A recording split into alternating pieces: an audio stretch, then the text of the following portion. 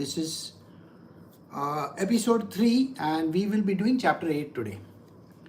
Now, as far as the last chapter was concerned, you will find that Shumba and Nishumba have been, telling his assistants, go and get this Devi from here. And these people, all these Rakshasas, they are going over there, but they are getting defeated. So, in the last, he had sent Chanda and Munda. And Chanda and Munda were defeated by the goddess, and hence when she returns back, she was named as Chamunda, the one who kills Chanda and Munda, Chamunda. So this is the name that she gets, and this is where we had stopped. So we will continue from the next chapter. So let us begin.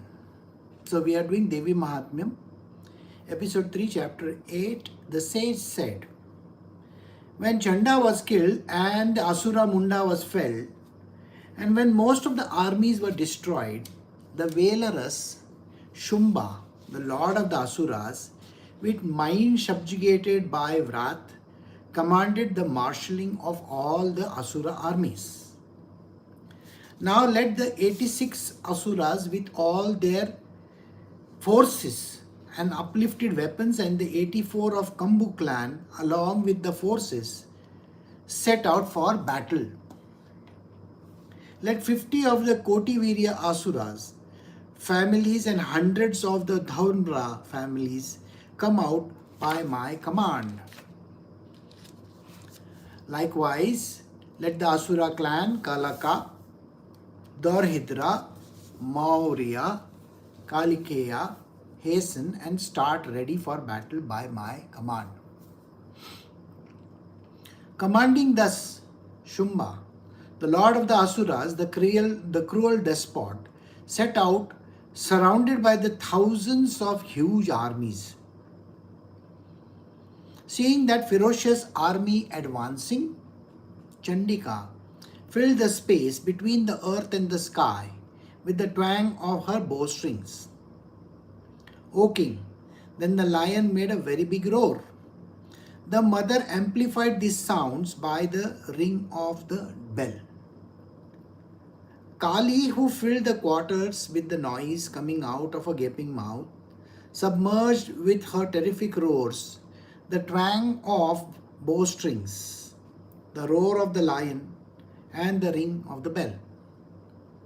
Now here we can see that after the defeat of Chanda and Munda, when the king came to know about it, that is Shumba and Nishumba, when he came to know about it that this Devi has cut off the heads of Chanda and Munda, he says that he tells his brother, you go and fight this. And that is the reason why Shumba has to now go over there. But Shumba is not going to go alone. He has to carry his the clans of the Asuras.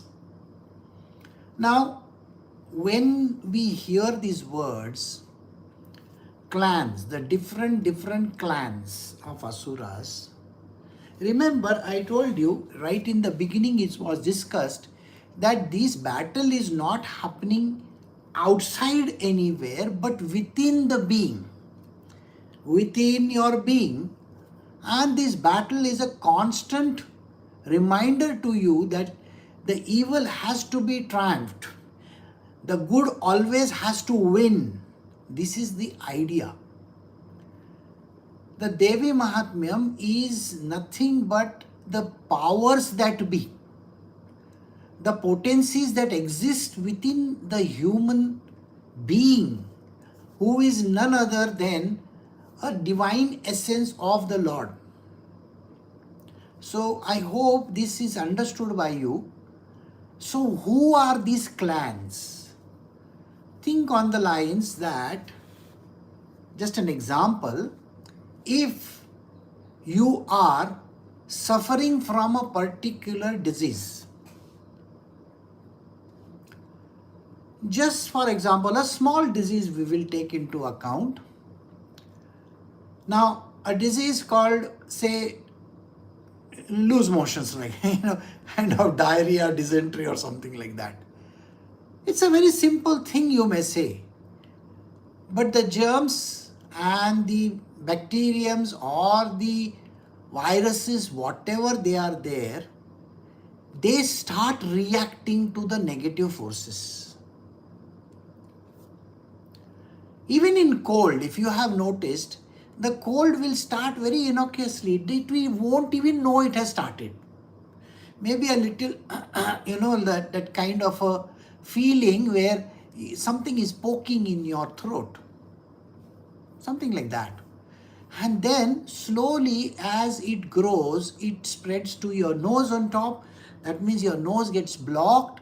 And when it spreads downwards into your lungs and the entire being over here, you will find that it becomes very heavy for us. Now, you may say, okay, only this much happens. No. You have to understand, it is just a precursor, just a starting point. It can culminate into bigger and bigger actions. You will find that your head becomes heavy, right? You get headaches. You may have a lot of pain in your body. Your temperature shoots up. How many things are going wrong? Just one small issue. That means when one king called Shumba is out there, he is carrying with him an entire battalion of all the negative factors that are there, all the germs that are there. They join hand in hand with him and they attack every part of the being. Think on those lines. I am just giving an example for you to understand. Similarly, we are going to be doing about the mind also. Mind is a very dangerous thing where something wrong happens and it explodes. Just one small issue. Many a times people have asked me this question. Why is it that a sage or a saint feel that there is neither right nor wrong in this world? It's written in the scriptures, isn't it? You have seen it is written. There is neither right nor wrong. When you say these words, let us take an example again over here. Let us take the right thing, a good thing happening in this world. Now, what is the good thing that is happening? Let us say you are sitting for an examination. You come out in flying colors. Or you have gone for an interview and you get selected for the job. Are you jubilant? Are you feeling top of the world? Are you feeling happy? Yes, you are very, very happy. You feel mighty pleased because, yes, I got a job. Yes, I got this. Yes, I got that. That kind of a thing. On the other hand, what is good for you, what you feel good about, the other person is feeling miserable about it. Think on those lines. The one who doesn't get a job, there were, let us say, 10 contenders. You got the job, but the other 9 didn't get it. Thousands of students apply for these IAS and all these examinations. 100 get selected. The balance, thousands of them don't get selected. What are they having? Good feelings about you?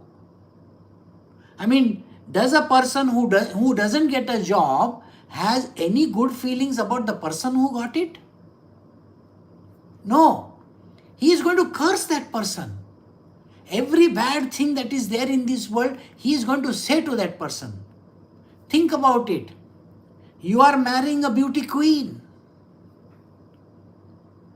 The beauty queen. And you are getting married to her. The whole world is in love with her. They don't get her. How are they going to feel about you? They're going to curse you. They're going to say all the bad stuff. So what is good for you is not good for the other people. Please remember this. Similarly, a long time ago, you will find that, just a few days ago, you will find that the United Nations was having the General Assembly, and the President of France was supposed to go for that. Now he is a great man from his great country, but the road was blocked off. Why? Because the President of the United States was supposed to go on the other road. So for a very long time, Macron's cars were stopped. He called up Donald Trump and he said, "Oh, I have got stuck up over here because your motorcade is going." Well, think on those lines. He had to walk down to his embassy. What does it feel to be in such a position where you are being considered as worthless person? You don't even have the value worth. In your own country you may be a great person, but in another country you are nobody. How are you going to feel? This is what happens when the good and the evil come together. What is good for one is not good for the other. And what is good for them may not be good for you. That is why the sages and the saints do not bother about the good and the bad and the right and the wrong and this and that. Because they know everything has an iota of evil in it. Everything has an iota of evil in it. There is nothing good in this world. Because the moment a person is born, the moment anything comes out of the Garbhakshaya, at that moment in time, it gets contaminated. As a human being, you will be contaminated. As an animal, you are contaminated. And that is the reason why we all have to, in our world, look at the right and the wrong, but from the point of dharma, righteousness. What is righteous in this world? It's a very difficult question to answer, because what is righteous and what is non-righteous, Nobody can say, because Mahabharata happened that way, isn't it? You will find that, how is it that a great sage like Bhishma Pitama or Dronacharya were on the side of the unrighteous? Doesn't it raise questions? And on the other hand, Arjuna and his brothers and the entire clan of Pandava are supposed to be righteous. How does that happen? When they themselves had done all the wrong things. First, you are not supposed to gamble. And then you are not supposed to put your wife online. What are you doing? Is that what dharma teaches you? When these kind of questions arise in the minds of people, the idea about what is dharmic and what is adharmic cannot be. There is a very fine line. So let us come back to this scripture again. In this, you will find that here is Shumba going with his battalion of all the clans that are there. Now you may say, these clans, when they are going to get killed by the hands of the goddess, what do you think they will get? They will get the heavens. Got the point? Because when the goddess herself is going to kill, they are going to win the heavens. And those who stay behind, who are going to rule the world, what are they going to get? Only material worldly benefits. I hope you understand. So where is this idea which we are thinking of? Nobody can understand this. That is why spirituality is a very difficult subject for understanding. There are people in the material world who will tell you that this is right and this is wrong. Nobody can say that. So let us come back to our story here. Hearing the noise, the infuriated army of the Asuras surrounded the Devi, lion and Kali on all the four directions. O king, meanwhile, for ensuring the destruction of the enemies of good gods and the existence of the great gods, the forces of Brahma, Shiva, Guha, Vishnu and Indra, possessed of great valor and strength, emerged out of their respective forms. Whatever was the form of the Godhead, whatever his ornaments and vehicle, in that very guise, his forces came to fight the Asuras. Now here, you will find that all the gods are also now going to take part in this. So far, they were hiding from everybody. Do you remember? Shumba and Nishumba have taken away everything which the gods have, including their kingdom, their throne, their Airavats and their Uchishravas and everything they had taken away. So now they emerge from that shell which they have built to themselves. You know the shell. In our body also we have this shell. You will find that there are lots of things in our own being which are in a dormant condition. And they react only when the time is right. So this is the time. So they all start coming out of their shells and they want to now fight. Whatever was the form of the Godhead, whatever his ornaments and vehicle, in that very guise, his force came to fight the Asuras. Seating on the aerial chariot, yoked with swans, having a rosary of beads and water pot, came the force of Brahma. She was called Brahmani. Maheshwari came mounted on the bull, holding the great trident with huge serpent for bangles, with the digits of the moon for ornaments.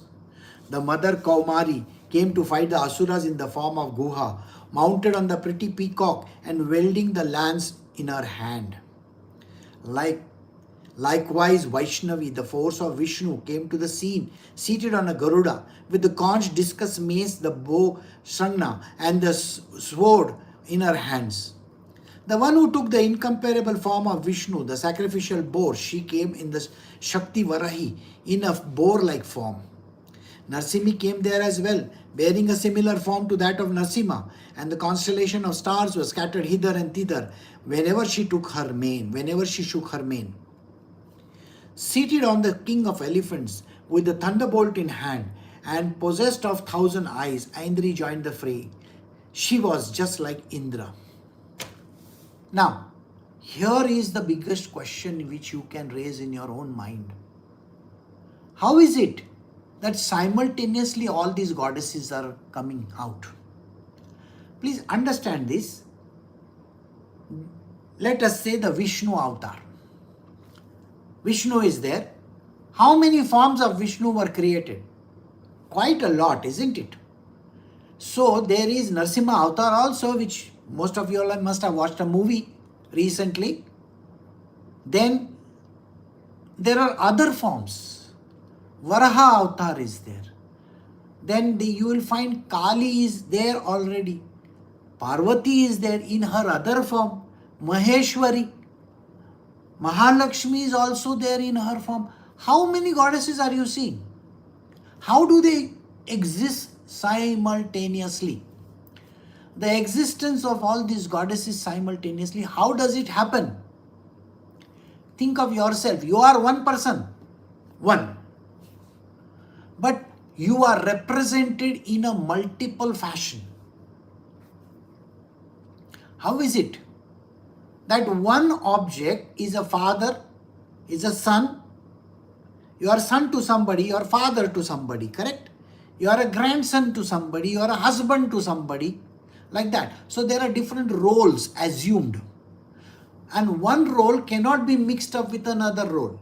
The role as a father to your children, you cannot mix it up as a husband's role. Husband's role is different. Father's role is different. So every role is different. So you will find that when the goddesses are coming out, these are called power potencies. They are different power potencies. They are not the same. Every power potency has got its own way out of this body. So in your body also, you will find that the same object that is there, may have multiple potencies. Multiple potencies. How is that possible? Think on the lines of your nose. What does the nose do? It breathes in air, takes in the life force, right? It also smells. We get the sense of smell also, isn't it? How many power potencies did you understand just now? It is the entrance to our Ida and Pingala Nadi. How is that? So it is operating in multiple fashions. Similarly, your stomach, your brain, your liver, your heart, your legs, everything that is there has got different power potencies. These power potencies differ from place to place. The same cell, I want you to think on the lines. When, they do the harvesting of the cells, I forgotten the name. So when they take out the stem cells, when they take out the stem cells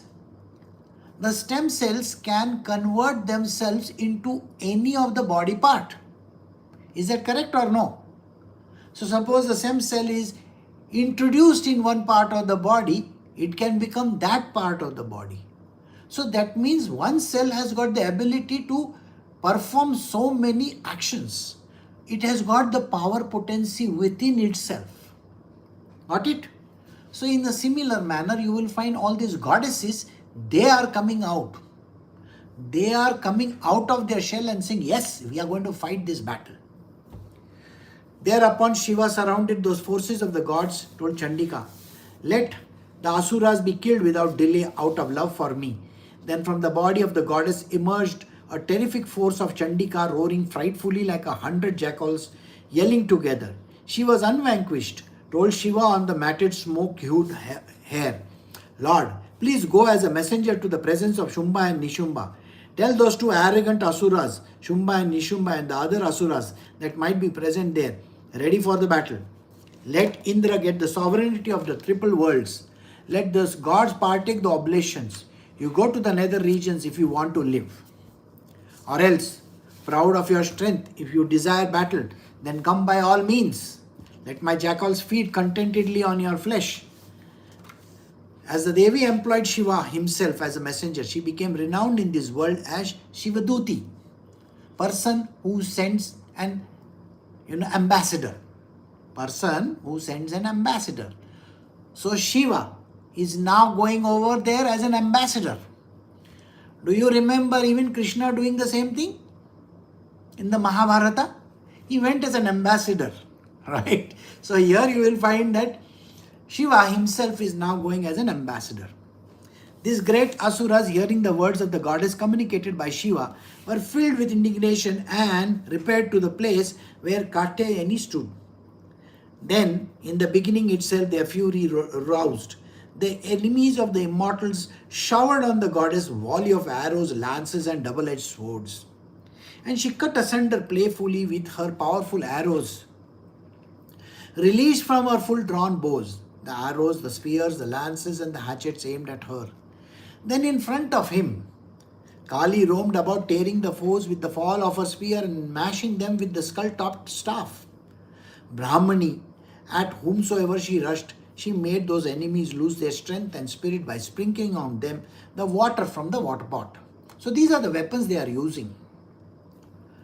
Maheshwari with the trident, Vaishnavi with her discus, and the infuriated Kaumari with the lance slew the Asuras. The offspring of Diti and Danu fell on the grounds in 100 splits by the strokes of Aindri's thunderbolt, emitting streams of blood. Pounded by the assailing snout of the boar-formed goddess, wounded in the chest by the edge of her tusk and rent by the discus, they fell. Filling the sky and the quarters with the roar, Narsimhi roared about in the battlefield, devouring the other great Asuras torn by her claws. Frustrated by the terrific loud laughter of Shivaduti, the Asuras fell on the ground and she promptly ate them up as they fell. Seeing the angry host of mothers smashing the great asuras thus by various means, the troops of the foes of the gods took to their heels. Noticing that the asuras assailed by the host of mothers were intent on running away, the great asura, Raktabija, enraged, came forward to the fight. Now, we have entered a battlefield where there are lots of demons getting killed. As the demons get getting killed, a new demon comes into the picture, if you have noticed. You will wonder, how is this a new demon has arisen? Do you remember the story where the demons were given a power of rejuvenation? When the distribution of the Amrita was happening to the gods, there was a question raised by the guru of these Daityas. So he said, this is unfair, you cannot do this kind of a thing. And so he was given a mantra which will raise the demons from the dead, so they can never die. That is called the Sanjeevani mantra. The Sanjeevani means rebirth. A person is reborn again. So you will find that even in our body, now we are coming back to the same thing. Have you ever noticed that nothing goes away from us? You know, many years ago, in 2000 and maybe even in 1975-76 also, the coronavirus existed that time also. They had identified it. It existed in the year 2000 also. It is existing even today. So when the coronavirus happened 2 years ago, before that, everybody was scared about it. And you may say the virus is gone. I'm sorry, who told you that? The virus exists. It is revived. And every time when it is revived, it becomes stronger and stronger. Have you noticed that every time when you take antibiotics to kill some kind of a germs, some kind of bacteria or whatever it is in your body, the next time when that happens, that medicine is not working. Have you noticed it? Because he becomes stronger and comes back. So the demons are never going to get killed completely. They always keep on coming.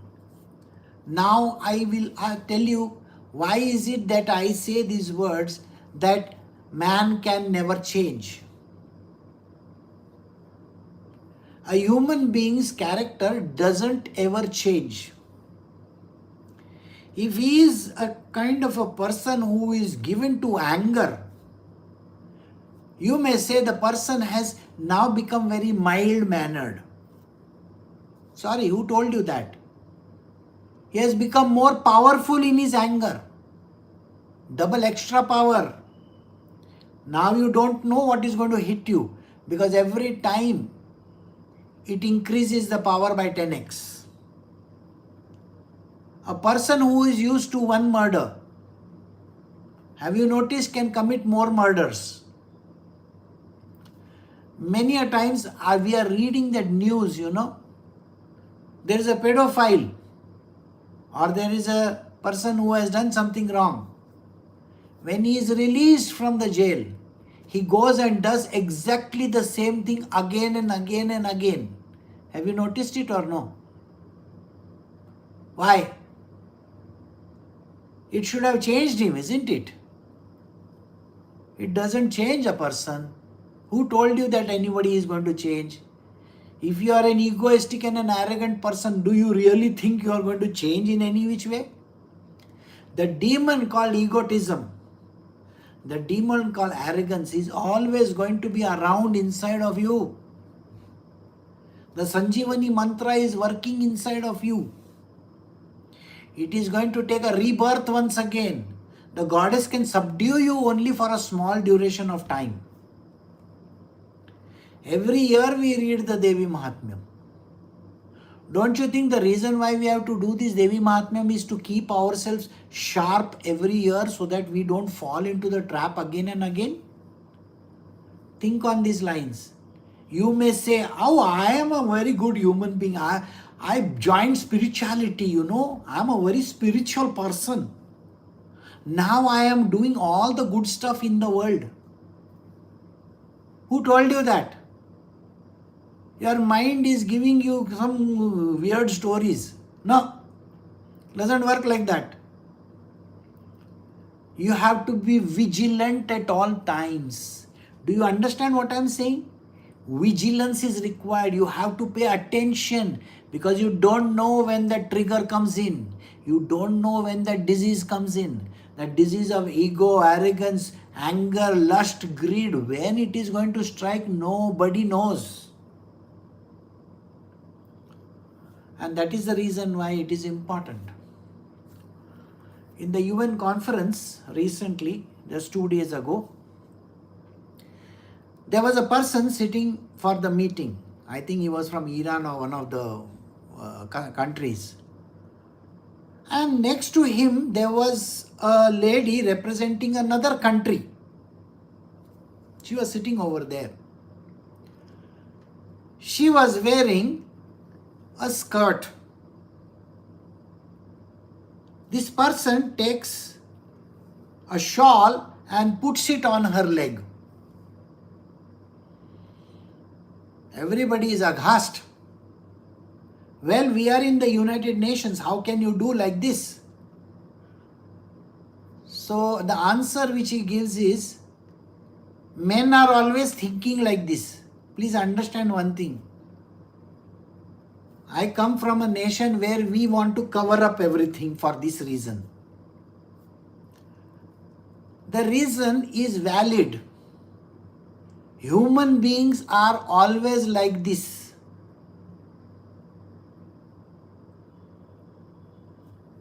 They are always fallible. Whether it's a man or a woman, everybody is fallible. The faults are always going to be there. The Raktabij story will be told by Rajma. So I will continue now reading. So she will tell you the story. So now, no sooner a drop of blood falls on from his body on the ground that a great Asura of the size springs forth on the earth. With mace in hand and the great Asura combated with Indra's force. Then Aindri struck Raktabija with her thunderbolt.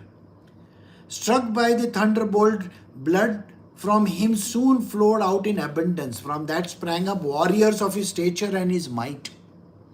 As many drops of blood fell from the body, so many men were born of his valor, strength and prowess.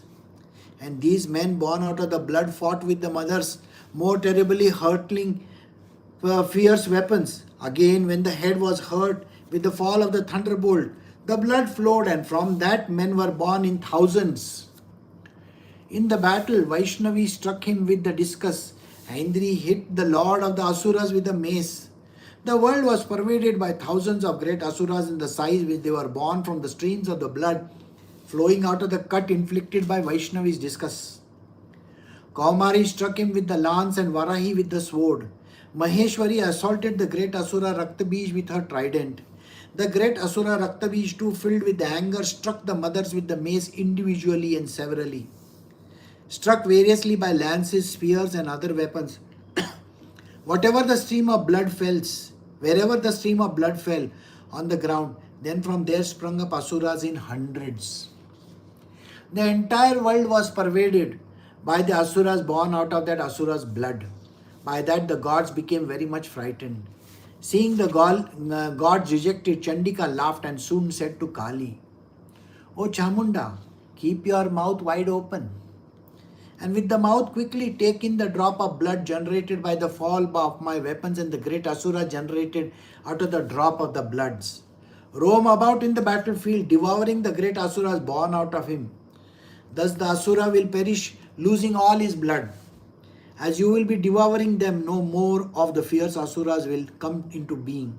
Having directed her thus, the goddess then struck him with the spear.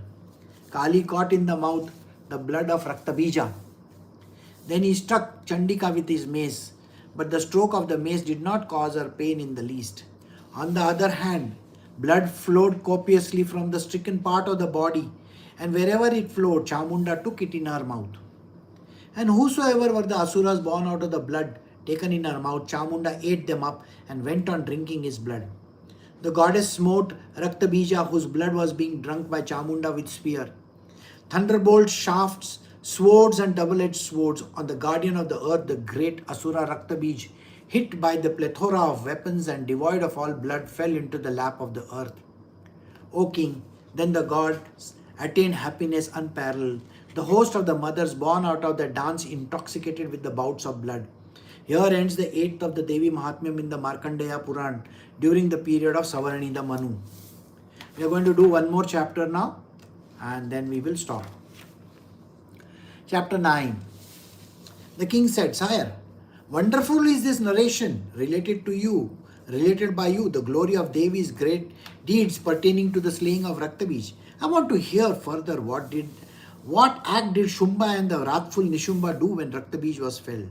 The sage said, when Raktabij was felled and the other killed in the battle, the Asura Shumba and Nuchumba became exceedingly angry. Flying into the passion of seeing their great army being slaughtered, Nishumba rushed forth with the chief forces of the Asura. In front of him, as his back on his sides, Asuras biting their lips in rage advanced for slaying the goddess. The great warrior Shumba too, accompanied by the forces, arrived in fury to slay Chandika after having fought with the mothers. Then there began an intense fight between the goddess on one side and Shumba Nishumba on the other side, from whom the volley of arrows was intensely fierce, like pourings from two clouds. Chandika with the shower of arrows cut asunder their arrows and hit the lords of the Asuras on different parts of the body with the stream of the weapons. Nishumba took a sharp sword and shining shield and hit the lion, the superb vehicle of the goddess, on the head. When the mount was hit, the goddess soon cut asunder with the sharp-edged arrows the superb sword and the shield, figuring 8 moons of Nishumba. When his sword and his shield were cut asunder, that Asura threw the lance. She cut that also into 2 as it came towards her with a discus. Then the Asura Nishumba, bloated with anger, seized the spear. The goddess powdered that also as it came towards her with the blow of her fist. And he whirled his mace and threw it toward Chandika. That too was reduced to ashes split by her trident. Then the goddess struck with the volley of arrows that strong and eminent Asuras advancing towards her with the battle axe in the hand and laid him flat on the ground. When the brother Nishumba of terrible prowess was thus laid flat on the ground, Shumba, exceedingly angry, set out to slay Ambika. Standing in the chariot and pervading the entire sky with the incomparable lofty 8 arms holding excellent weapons, he shone. Seeing him advancing, the goddess blew the conch and made a twang in her bowstrings which was simply unbearable. She filled the quarters with the sound of a bell that rang the death knell of the splendor of all the host of Asuras.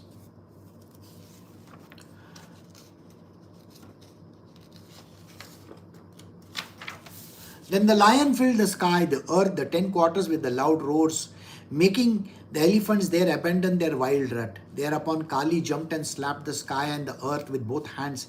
In that sound, all the previous sound was submerged. Shivaduti began her thundering inauspicious laughter. By these sounds, the Asuras were terrified. Shumba became exceedingly angry. No sooner the mother exclaimed, "Stand fast, O wicked one!" Then the god stationed in the sky proclaimed victory to thee. The lance, flaming fiercely, hurled by the advancing Shumba, was coming like a mount of fire. It was prevented by the big firebrand. The space between the 3 worlds was pervaded by Shumba's war cry. O Lord of the earth, the dreadful thunderstroke overpowered it. In hundreds and thousands, they cut with their fierce arrows those of the opponent, the goddess cutting the arrows hurled by Shumba and Nishumba. Shumba cutting the arrows released by her. Then the enraged Chandika struck him with the spear. Hit by that, he fell swooning to the ground. Then Nishumbha, gaining consciousness, took the bow and smote with his arrows the goddess Kali and the lion. Again, the lord of the Asuras, son of Diti, created for himself 10,000 arms, covered Chandika with 10,000 discuses. Then the goddess Durga, the destroyer of pains and perils, became angry and cut asunder those discuses and those arrows with her own arrows. Then Nishumbha, accompanied by the army of the Asuras, swiftly taking the mace, rushed forward to kill Chandika. As he was rushing, Chandika with the sharp-edged sword broke the mace to pieces, and he seized the spear. Chandika smote in the heart with a spear hurled and with speed. Nishumbha, the afflictor of the gods, who was coming towards her with a spear in hand. From his heart, pierced by the spear, emerged another person of great strength and of great valor, exclaiming, "Stop!" As he emerged, the goddess laughed noisily and cut off his head with her sword. As so he fell to the ground. Then the lion ground the neck of Asuras with the fierce teeth and ate them up. Likewise, Kali and Shivduti ate the others. Certain great Asuras perished pierced by the lance of Kaumari. Others were repulsed by the water sanctified by the mantra of Brahmani. Some others were cut asunder by the trident of Maheshwari and fell. Certain Asuras were smashed to powders on the ground by the assault of the Varahi's snout. The Asuras were cut into bits and pieces by the discus of Vaishnavi. Similarly, others were dealt with the thunderbolt released from the forehead of Aindri's hand. Some Asuras perished, some fled from the great battle, others were devoured by Kali, Shivaduti and the Lord of the animals. Here ends the 9th of the Devi Mahatamyam in Markandeya Puran during the period of Savaranidha Manu. In the last 5 minutes, what I told you was how the battle was proceeding. So, this battle goes on for quite some time. All the Rakshasas are getting killed. And they are becoming fiercer every single moment. The goddesses are also multiplying. They are also doing what they are supposed to do. So you will find that the battle is raging all over the place. And all this explanation Rajma will be giving you now. So I will stop over here. Thank you, Krsna. Jai Shri Krishna Guruji. Wishing you all a very happy Navratri. So today I'll only be giving the explanation about Rakta Beach. Tomorrow we'll be covering once Nishumbha gets killed. Who is Shumbha and Nishumbha, we will cover once he's getting slain. So Rakta Beach, what does Rakta Beach represent? It was very beautifully described that out of a drop of blood from the demon bonds the might and with great strength equivalent to that demon. How do you understand this? Very simple. Have you observed yourself, your thoughts in your mind? When you dwell on one thought, streams of thoughts keep coming. So whether it is an evil thought, if it is an evil thought, the thought grows and grows and grows. This is Rakta Bija within us.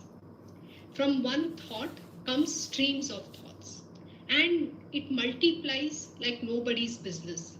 Before you have realized, this Rakshasa has captured your entire being from head to toe. You have become this Rakta Bija yourself. So what is the way out? See, we don't understand how this works. Observe yourself. Guruji said a very important word. We have to be vigilant at all times. And why do you think attending satsang is very important? Keeping the company of the holy is important is because of this reason. Devi Mahatamyam is just not every year for 9 days or 10 days we celebrate and then we close the scripture and put it back. It is for you to cogitate and think and be vigilant about your own self within. Because see, the demons have to be fought by you. Only you will understand what is the demon within you that is going on. Nobody from outside can fight this for you. Knowledge is given by the Guru. Knowledge is given, what should you do? What is the simple remedy? The remedy is very difficult, but yet you have to put in efforts. Very simple. For every one negative thought, you have to do 100 good things in this world. What is the ratio? 1 bad equals 100 good. So which means if you are constantly thinking negativity at all times, or evil thoughts, whatever that is, which is everything bad, everything unrighteous, how many of good thoughts you should create or good actions you have to perform in this world? That is why my Guruji keeps telling we have to be our good selves. Goodness and love. He used this word. We have to be on the path of dharma, righteousness. The one word which he teaches everybody is be your good self. Being your good self is extremely important. We have to be kind, compassionate, loving, caring towards everybody.